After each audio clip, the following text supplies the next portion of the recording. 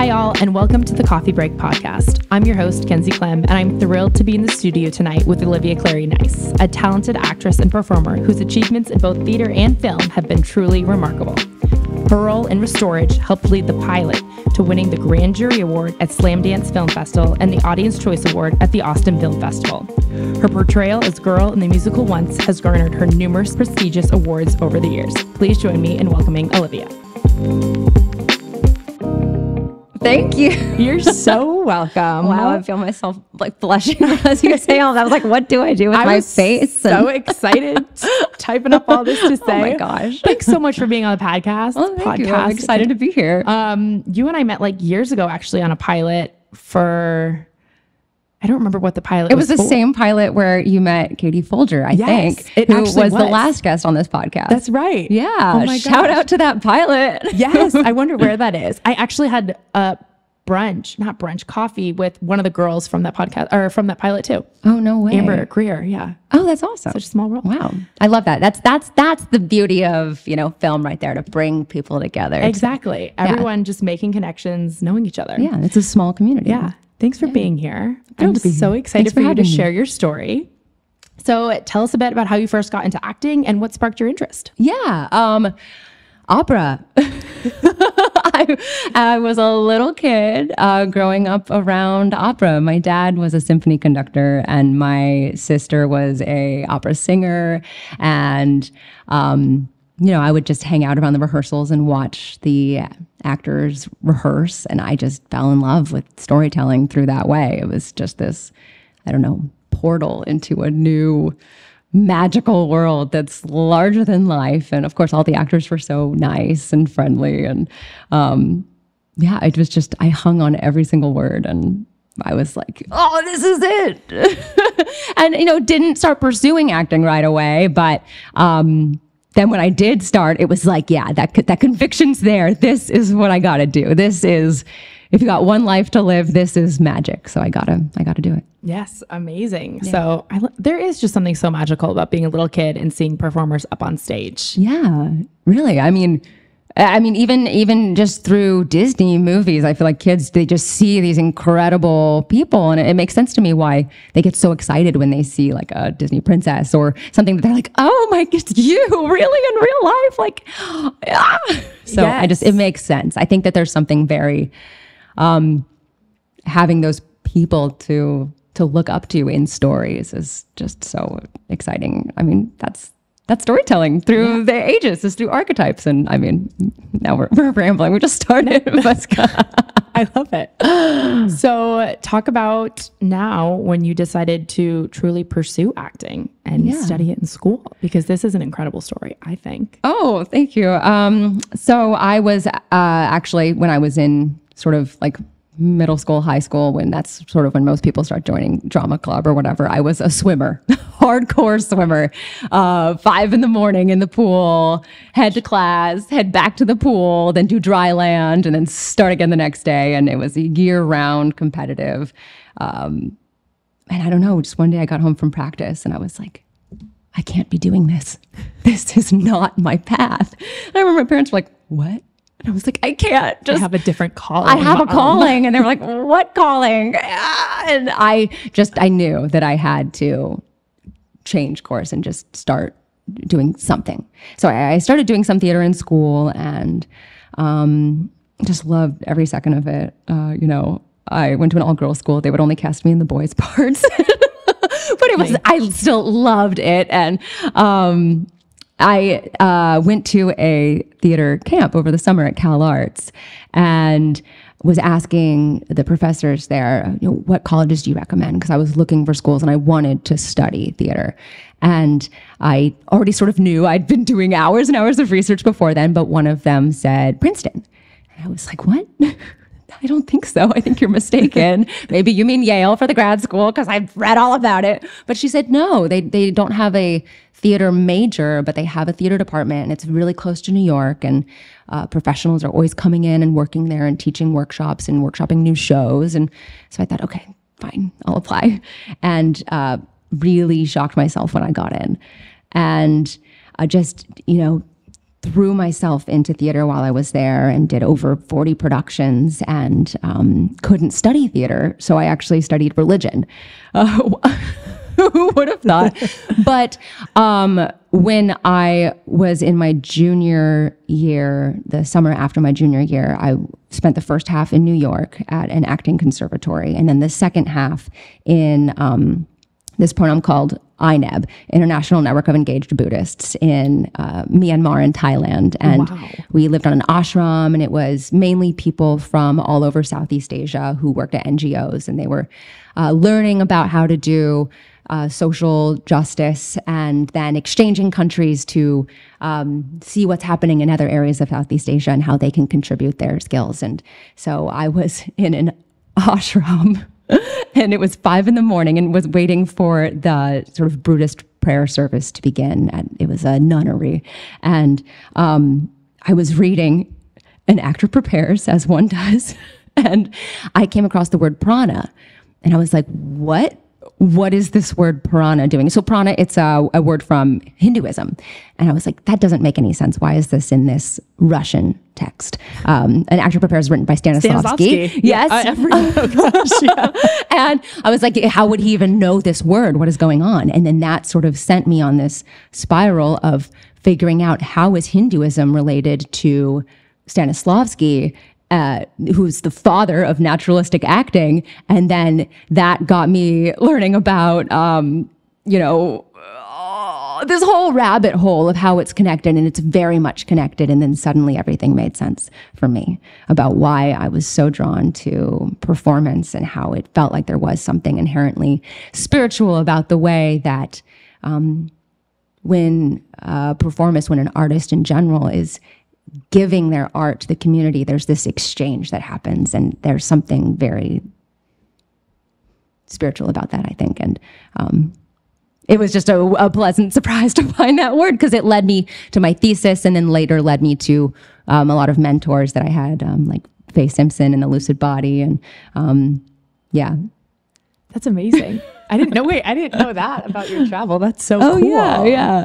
Yeah. That sort of led me down this path where now I've become a certified lucid body teacher. It's a form of actor training that uses the chakra system as a vocabulary for actors to understand the self in order to understand character. And, you can turn up your exploded third chakra as your persona, but then what does that look like when it's masking an imploded second? And there's a lot of shame, and it's just all human behavior, and it's almost it's not a spiritual practice by any means, and but it just uses a vocabulary of that wisdom to allow actors to really truly see themselves and their experiences and their emotions as an instrument, as much as a musician would see it as an instrument, or a singer would see their body as an instrument.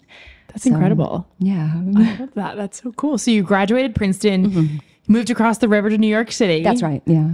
Just right out of school, right? Right out of school. What was that like? Oh, it was, I didn't, what else was there to do? I didn't know. It was terrifying. It was like, oh, you're done with school, now go figure out your life. And I was like, okay, I'll go over there and figure it out over there. And I had never dreamed of living in New York ever. But being in New Jersey for 4 years, suddenly, it was so close to theater, and theater was like, you're doing it, you're pursuing the art. And that's what I'd been studying, on paper, and the history of all of it. And so I got out there and then quickly realized, I have all this knowledge about maybe the history of the art, but I don't know anything about the business of it. So really got slapped in the face by that, and just figured it out through a lot of trial and error. Yeah. What was the biggest, was not knowing the business side, you think, the biggest challenge for you first moving to New York? Or was it the auditions? Or what was kind of the toughest, biggest slap in the face of like, oh my gosh, what am I doing? I think it was definitely probably the business. Because the auditions I loved. That's, you have your chance to go say, hey, if you gave me this role, here's what I would do with it. And I have my 2 minutes to own it, and it's mine. And that was so fun. But the business aspect of it was, okay, well, also like I just need to get my foot in the door through having a good headshot or having someone who's going to represent me or knowing who even needs to know what type of things I can do. And so that was just something I didn't have any knowledge about. And I read all the books, but then in practice, it's always a little different. And but yeah, it was just a lot of, we were all figuring it out. Even people who I think did know the business, quote unquote, from their BFA programs or wherever they learned it going into it, they were still figuring it out too. And I mean, you're figuring out yourself so much in your 20s that it's, a whole other task to try and pretend to be somebody else while trying to learn a business and also trying to feed yourself in a city that's notoriously extremely expensive. So it was messy and fun, and I'm glad I did it, and I'm glad that's over. Yeah, I was in New York for a couple of years, and like that quote you had said, it's you could spit and you'd hit an actor in New York. Everyone's an actor, so it's so tough. But at the same time, I did love that because then there's so many personalities in New York. And if you are someone who's enchanted by humanity and the many sides, you're going to find it. You're going to walk down the street and you're going to see the characters of New York. There's an energy unlike anything else in the world. Yeah. That's what I tell people who I think there's something to the actors there too, that, even if you are on the top of your game in your starring on Broadway, you're maybe also very much a real estate agent in the morning. And so you all respect the hustle and you're in it together. And there is that camaraderie that I think is so special about New York and being an actor there. I completely agree. Yeah. So I also now want to talk a little bit about you. At one point, you're like, all right, I'm going to go get my MFA. I've got Yale. I've got all these things, which I feel like I was definitely in that same boat too. I was like, oh my gosh, I want to do this. But then you turned toward a conservatory instead. Yes. Yeah. Talk about that story. Yeah. So, I mean, here I was again in the middle of New York thinking, what am I doing with my life? I need a plan. And, being in school for so long, you have a plan. You wake up, you know where you're supposed to be, you know what you have to get done, and then you're released to the world and you don't know what you're doing. And I was just like, well, let me just pursue what I love and find that structure. And I think that's going to come from school. So I'm going to go learn more, because I knew that I didn't know enough yet about the craft, because there were times where I'd get roles and I'd say, I don't know what to do with this. Or I would get into the role and get to the heavy parts and I'd be like, I don't know how to come out of this. And that's just as important. And that's actually something that wasn't taught at the time that I was looking for it. But I was like, I'm going to go to school and figure it out and surround myself with these same people who are looking for that. And went and auditioned for these great programs, and realized how absolutely expensive they all are. For the opportunity to be trained and fight down 1,000 other people for the chance to make $375 a week, $500 a week, maybe $2,000 if you're very, very, very lucky. But it's, I was then looking at the business side and going, well, where does this investment make sense in my life? And felt so lost. I felt like I was hitting a dead end and didn't know where to go. And I had been taking classes independently by then. And I, had a scene study teacher, a movement teacher, a voice teacher. And I knew one of them. I really trust his work, Jade McCarty at the Studio New York. And I heard that he was doing a conservatory program and bringing in all of these teachers from these amazing schools I was auditioning for, Juilliard, NYU, Yale. And I went to him and said, yes, I'm interested in this program. And he was like, okay, well, great. Do your monologues for me. And I was just in such a place in my life. I couldn't do them. I started crying and I was like, I actually don't know if this is something I can commit to, because I'm just confused. And, for me, that was actually extremely uncomfortable, but probably in many ways a breakthrough, because in my life, I've always been rewarded for having my stuff together and being on top of it and having the answers. And that's what felt comfortable to me always. And to be in a spot to just be able to admit I don't know and feel that vulnerable was probably the real first step of my journey as an actor, being somebody who has something of value to offer audiences about the human experience. Because that was probably, that part of myself that I didn't want anyone to see, especially myself. So I did end up going to that program, and it was very much life-changing, a lot of unlearning to do in that process. And then I left feeling very confident in my craft and knowing, if I go up to an audition and somebody doesn't cast me, then it's not because I wasn't good enough. It's just because that wasn't mine, and on to the next one to find where it is, because I know that I'm ready for it. Yeah. And the next part of your journey was Once. Yeah. Right. And this might have been my favorite thing that I learned about you, and your audition for Once, because I think people assume that the audition tape I have to send in is going to be perfect and everything like that. But this story made me laugh, and it made me so happy you telling it to me, because it's like, oh my gosh, people that are auditioning you, they just want to see the real authentic you. Mm-hmm. And I thought that was like embodied this story. So you tell that story. And your running story. Yeah. So there was this musical Once that had been playing on Broadway since 2013, I believe. And the rights became available for it to then now be performed regionally. And this was one of the very first theaters who got the rights. And I knew the character. She was a Czech woman. She played piano. And, I was like, oh, I can plunk out some notes on the piano. I can do an accent. I can do this. And I just, I had that conviction that, this is mine. But I didn't really know how it was going to happen. And every couple of years, I like to try to take up running. And I always fail. But this particular, I guess it was a time for me to try again. I was doing a summer stock season, and I had some free time. It was probably a Monday, and I was like, okay, let me go try to run. So I was running, and I ran for maybe 15 minutes, and my mind was wandering. And I was like, oh gosh, I really hate this right now. I wonder what else I could be doing besides running. And I ran past a rehearsal room, and I knew there's a piano inside. And I said, oh, maybe I should just go see if I can play that song. And so I went in there, I scurried in wearing my gray Nike hoodie that I think I found in the lost and found of the theater basement. And I was all sweaty, wearing no makeup. And I went and sat at the piano, and I was plunked out a few of the notes and sang the song a bit. And it was, it was very raw. It was not polished by any means, but I was like, oh,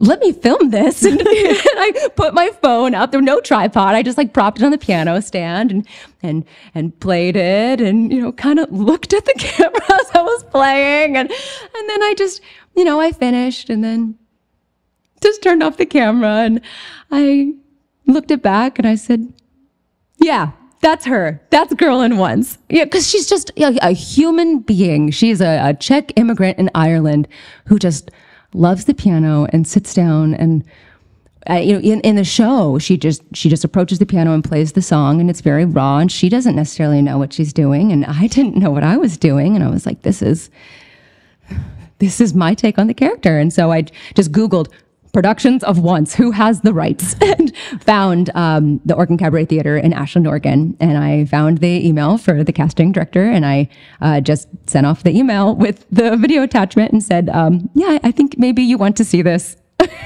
I know you're doing this production, so thank you for your consideration in advance.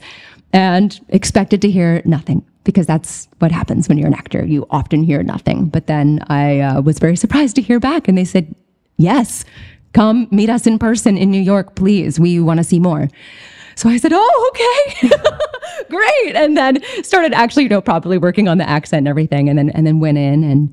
And this is actually the importance of community. I was constantly just out in New York on the streets, just trying to be around actors and see what they're doing, and contribute my work and let people see it. And so I would go to different places called Naked Angels down on St. Mark's, and the Shakespeare Forum, and it's just a place where, you know, people show up and they say, who wants to work today? And you raise your hand. And I showed up that day, and they said, who wants to work? And I raised my hand, and they said, what do you want to do? And I was like, well, it's not Shakespeare, it's actually from Once. And I just stood up and I did the song and I did the scene, and they were like, oh, great. And like, they gave me some notes, and I was like, well, thank you very much, everyone. Cause this is the first time I've actually said these words out loud outside of that one time. And because I was, you know, I was very much nervous still, but didn't want to admit to myself. And, they were like, great, well, we're glad you tried them out loud, and good luck tomorrow. And then I had the audition the next day, and,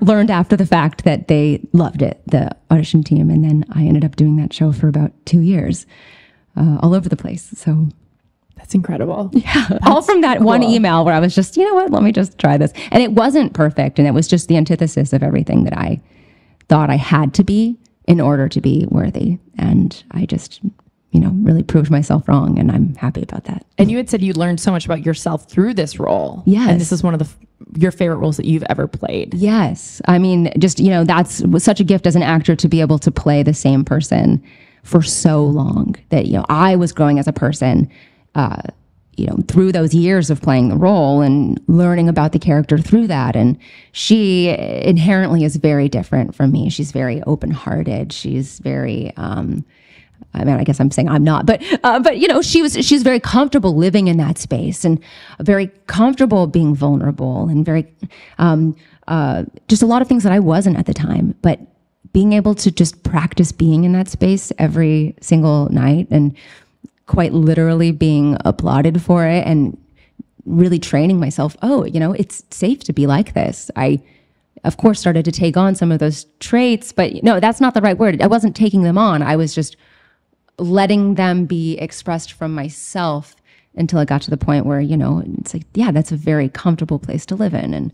And, but that's, you know, that's just talking about being an actor and what roles are you capable of being. Like, yeah, maybe you have a type or whatever, but everyone is capable of every single emotion across the board.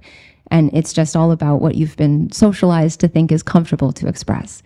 But as an actor, that's the magic of it, is that you can, and you are actually celebrated to be able to express those things beyond what you've been socialized to do. And then that's the freedom you're giving to your audience, is for them to see, oh, it's okay that I've felt that too. So I think that's something that's just so beautiful about being an actor. I completely agree. Yeah. And you were with that tour for 2 years, correct? Yeah. So I did it in Ashland and San Francisco, and then actually Austin that was the first time I came to Austin, was doing it here. And just fell in love with the city while I was here, but then went back to New York when I finished, and just found myself missing Austin. And then that's how I ended up coming back to move here. And then, so you moved to Austin in October? Yeah, Halloween 2020, spooky. Yeah. And that was during the pandemic. And during the pandemic, everyone's journey kind of went off course, and Absolutely. No one knew what was happening. How did you feel, and how did you handle that situation of being a working actor and everything stopping? Was there panic, all the uncertainty? How did you handle that? Oh yeah, absolutely.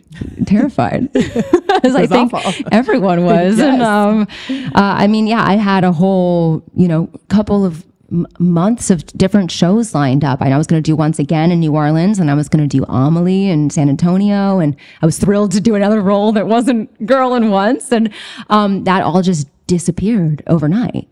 And it wasn't quite overnight. They tried to figure out ways, maybe we'll do socially distanced, and I was like, well, how are you going to make that work when you're swapping instruments during the show anyway?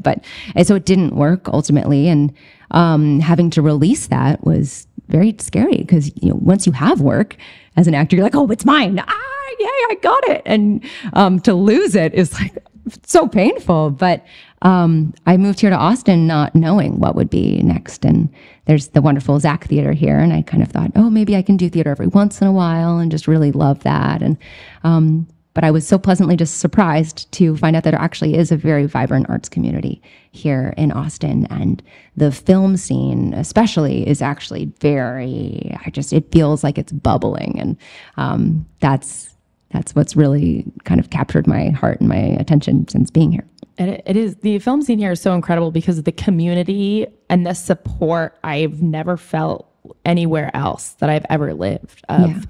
Just people wanting to support you and help you and see you succeed is so special. And I feel like it's incredible to see in this community, because you don't always see it in every other industry, but with the arts, it feels like people are always rooting for you, which is really, really nice. Yes. And then there's no anonymity to it. Yeah. It seems like, everyone knows each other. And if you don't know them directly, you know somebody who knows them who happens to be their best friend. And, it's very close. And that's really special. Yeah. What was the transition to Austin like? Getting an agent, finding work, all that?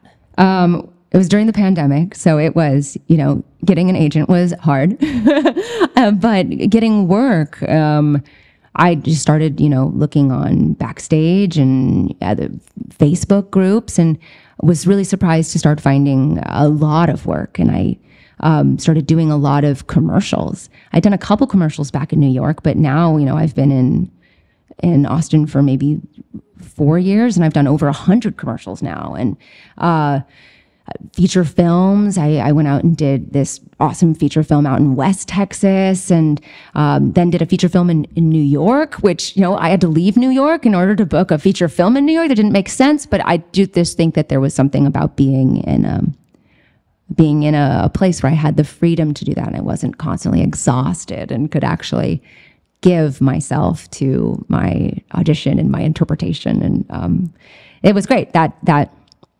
It was just really wonderful and affirming to be like, okay, I moved to Austin, but like, it's going way better than I could have ever imagined. So yeah, that's incredible. What do you think has been the most valuable lesson you've learned about yourself throughout your acting career?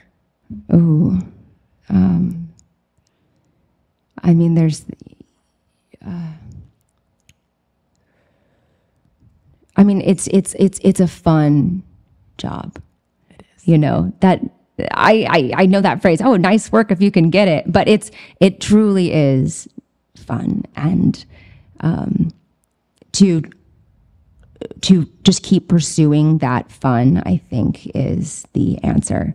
And if it's not fun, that's time to reevaluate and go, okay, well, what's actually going on here? Because, it's not heart surgery. It's not astrophysics. It's very much a generosity of the self to be able to share that with people, to be generous with your own curiosity, and to see, okay, well, how do I relate to this story, to this character? What can I bring to it?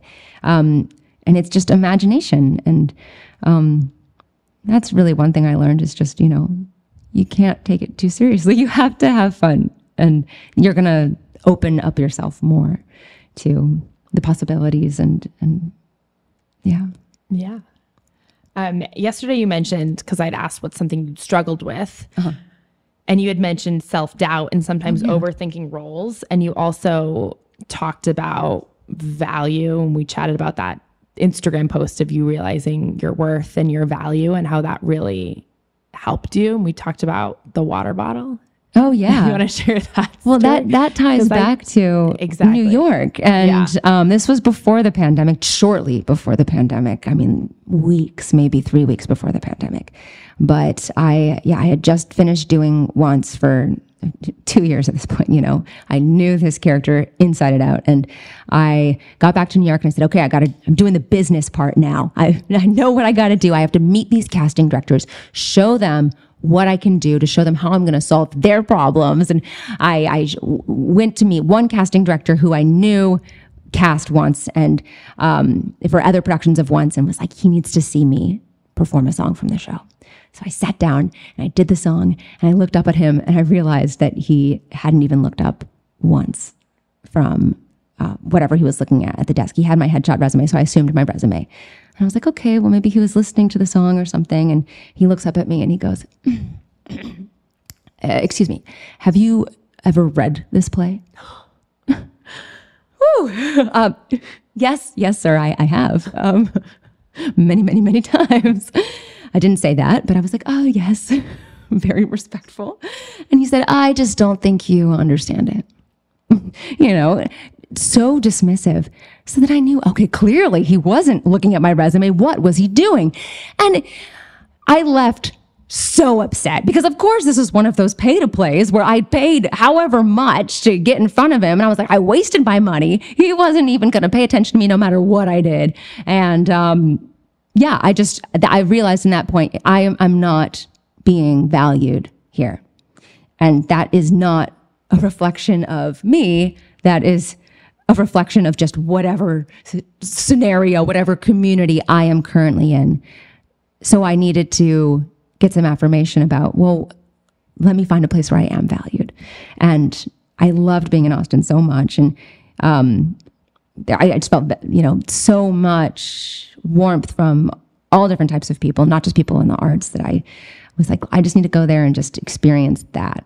And then I came here and I was like, oh, you know what? Yeah, I am a badass. I don't need people like that casting director, projecting whatever their issues are on me. So I just, it was like I'm doing the same stuff, but it's just treated the way that I like for it to be treated. And I just think, when your cup is full, you have enough to share with others. And if you're working from a depleted place, you need to take care of yourself. And that's what I needed to do. And so, yeah. That was an eye-opening moment. And I was, yeah. And then we also talked about, you said, because you had mentioned as an actor, you were originally very intellectual about it. And when you said you kind of doubted yourself sometimes with co-star roles or with auditions and overthinking the characters. Oh, for sure. How do you kind of handle that? Because I know I've chatted with a lot of actors where they get in their head, they're like, I don't understand this, or I'm overthinking this, or why aren't they giving me all this information? Yeah. Well, I just think that's the art of the co-star, really, is, you're given 3 lines from an entire series that you haven't read what's happening. If you're lucky, you can watch it on TV, but if it's the first season, you have no clue what's happening. You can just, and I like to have that information. That's my background, is I want to dive into everything I can. And so I'm listening to the podcast. I'm listening to all of the interviews. I'm reading the variety articles about, like, okay, who's the showrunner? What's going on? Who have they cast? What's the tone? What's the wardrobe? What's the setting? And so how can I learn who whoever I am, coffee shop girl number 2 with my 3 lines. Who is she? What are her secrets? And it's the stress of that, of wanting so badly to do well, is losing sight of the fun that I was just talking about. And it's infuriating because you don't know, and there is no right answer, and they don't know either. And after I did a co-star on Walker, I talked to somebody in the cast who was watching the auditions, and he was like, yeah, honestly, we just kind of flip through them and then just pick one on vibes. And it's like, okay, well, little do you know, behind that, probably every girl who auditioned for that role maybe had a mini panic attack in the process. So it's, if that can be avoided at all, then that's fantastic. But that's just, I think that co-stars are a special little kind of curse if you allow them to be, to say, well, let me solve this. But it is nothing to do with, it's just say the line so that the main character can forward the rest of their day. You said one of your favorite things about being an actor is resonating with the audience. Yeah. What do you feel makes a performance truly effective? Yeah. In a technical sense or in a... Whatever type of sense you want. Yeah. The image of a tuning fork is what always stands out for me, is that I think if a performance is very effective, it is making these tuning forks ring inside all of the people who are watching, or maybe not all of them, but in some of the people, something is resonating. Yeah. And I think that's something that goes across all types of art, visual art, music. If you're listening to it and you're moved, that is an effective piece of art, whether you're moved to be joyful or to boogie or to cry. And it doesn't matter what it is. And that the reason behind it doesn't matter. It's actually, you know, there's not always going to be a story of why I'm touched by this. But I think that's when something is effective. And I think for an actor to be able to do that well, they need to do it with specificity. Because when you're serving the character, you know every detail about their life as much as you know every detail about your own life. And there's a trap for actors to get sucked into the ego of it. And that's, you know, going back to Stanislavski and everything that he was doing with Hinduism, is it's how do I train these actors to let their ego sit aside for however long the performance is so that this character can take over and be expressed through their instrument. But, you know, that's the co-star audition, that's the ego is going, I hope I'm good enough for them to pick me. I hope I'm pretty enough or not too distractingly pretty or whatever they need. And that's when the panic sets in. But if it's just, here's the character in her Nike sweatsuit with no makeup on, wondering, what am I doing? That's a human experience right there. So, yeah. I love that. And then last thing, which I personally love asking, and maybe I ask this more for myself and not for the audience, but what's one piece of advice, any piece of advice that you've learned as an actor throughout your journey that you wish someone had told you when you first started that you could tell someone else? Ooh. It doesn't necessarily have to be about acting. But just from your perspective. Whether that be performance or work ethic or something personal. I know, sorry to throw you a curveball. Oh, it's okay. This is a piece of advice that actually somebody gave me, and it's really stuck with me. And they just said, you know, this was when I was in college, and I was just like, when I get out there, like, what do? I don't even know where to start.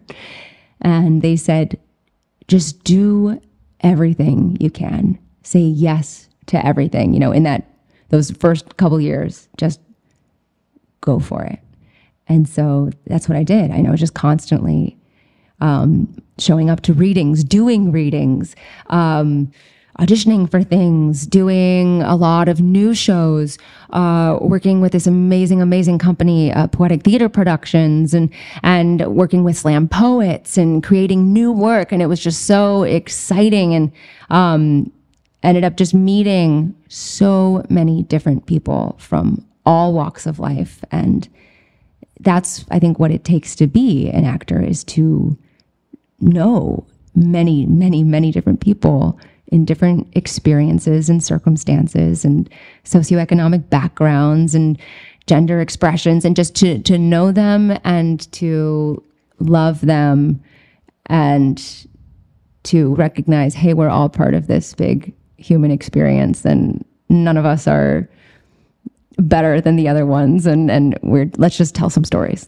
And that was what the advice led me to understand, and I will continue sharing that advice. That was perfect. Thank you so much for being here. Oh, thank you so much for having me. It's been such a pleasure to have you. You were so much fun. Oh, great. I could talk to you for hours. Same here. And to our listeners, please don't forget to subscribe. Try that again. And to our listeners, please don't forget to subscribe to our YouTube channel, like and follow on Spotify and iTunes so you don't miss out on any future episodes. That's right.